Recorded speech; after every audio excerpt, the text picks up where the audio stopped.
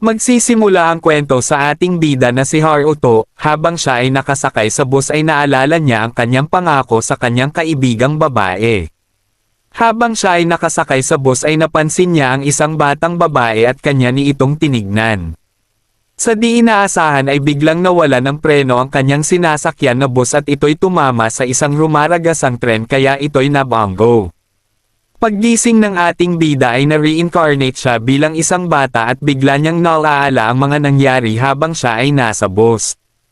Hindi nawala ang kanyang alala na bilang Haruto, pero sa mundo na kanyang ginagalawan ay siya ay si Ryo. Si Ryo ay isang pulubi na dahil ang kanyang mga magulang ay wala na dahil sila ay pinatay. Habang siya ay nasa labas ay biglang may nagtanong sa kanya ng 4 na babae. Tinatanong ang ating bida kung may nakita daw ba siya na babae na purple ang kulay ng kanyang buhok. Nagpakilala ang isang babae kay Ryo at ang pangalan nito ay Celia. Pagtapos tanungin ang ating bida ay gumamit si Celia ng magic na tinawag niyang search, dito ay nakita na may magic din pala ang ating bida. Binigyan ng coins ang ating bida dahil sa kanyang pakikipag-usap at mga katanungan ni Celia. Habang siya ay tumatakbo pauwi ay pagpasok niya sa bahay na kanyang tinutuluyan ay biglang may sumaksak sa ating bida pero ang tinamaan ay ang binigay na pera. Anden pala sa kanilang bahay ang dumukot sa hinahanap ng 4 na babaeng kanyang kausap. Balak patayin ang ating bida ng lalaking nakamaskara pero biglang lumabas ang kanyang spirit guardian para ituro kung paano niya gamitin ang kanyang kapangyarihan. Ginamit ng ating bida ang martial arts na matutunan niya nung siya ay nabubuhay pa.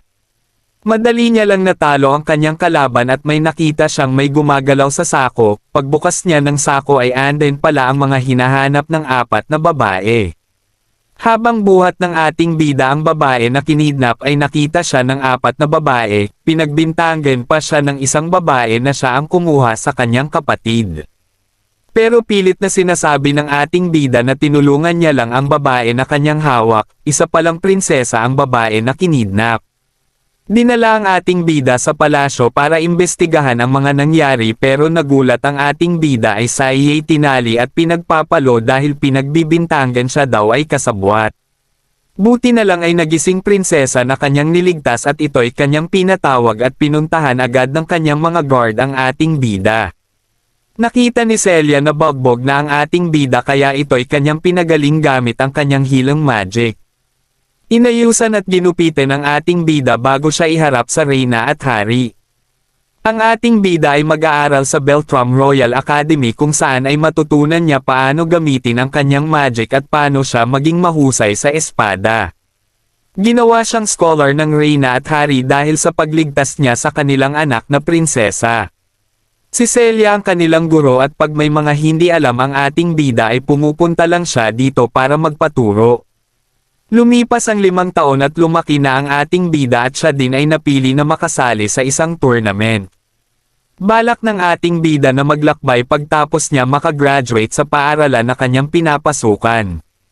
Gusto niyang puntahan ang lugar kung saan nagmula ang kanyang mga magulang. Ang makakalaban pala ng ating bida sa tournament ng espada ay ang bumagbog sa kanya nung siya ay dinala sa palasyo.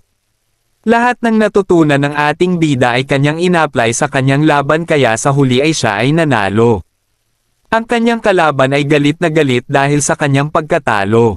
Ang ating bida ay palakas ng palakas lalo na sa kanyang magic. Habang tumatagal ay lumalakas ang ating bida pero ang mga mayayaman na galit sa kanya ay lalong nagagalit sa ingit sa ating bida. Ang anime na ito ay pag-anda ng pag-anda ito lalo na sa mga bakbakan nila, isa din ito sa mga inaabangan ko dahil sa ganda. Mag-spoiler lang ako guys ng konti sa anime na ta. Ang kanyang babae na gusto niya ay masummon din sa lugar ng ating bida at kanyang makakasama pa. Ang kanyang spirit na babae ay kanyang magiging katulong sa lahat ng kanyang gagawin. Try nyo na lang guys panoorin ang anime na ta dahil sulit din siya panoorin dahil sa ganda ng kwento nito. Ang title nga pala ng anime na ito ay Seirei Gensoki, Spirit Chronicles. Guys, wag nyo naman kalimutan ako ay follow dito sa TikTok, sa Facebook page at sa aking YouTube channel, andyan ang link sa comment section. Salamat.